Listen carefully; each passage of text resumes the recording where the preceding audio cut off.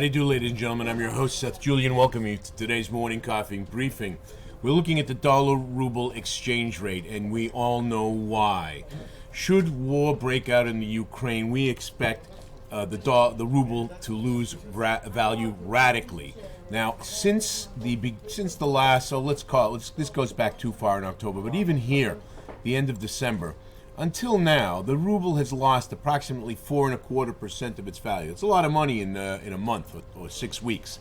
It's a lot of value.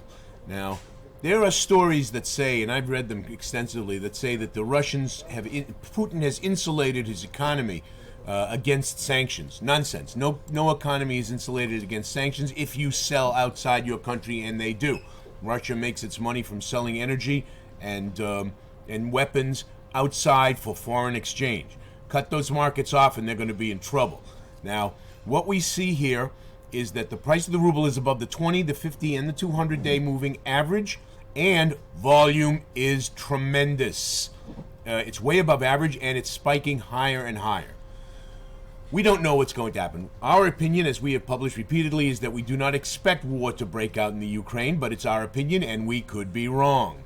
In the event that it does, this rate is going to skyrocket.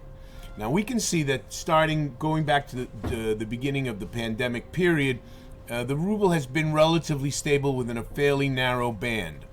That band is likely to be broken. We're looking for a top here of 80.90, 80.9, and an upper handle of 82. We're now got a 76 handle on the dollar-ruble exchange rate. So, ladies and gentlemen, that's going to do it for today. The ruble is teetering back and forth. You can see the volatility is tremendous here in the last week, and it's going to continue to be tenuous until there is some rectification of the circumstances in Ukraine. The President of the United States and Mr. Putin are due to have a summit this week on the condition that there is no prior invasion, of course, and we'll see from there.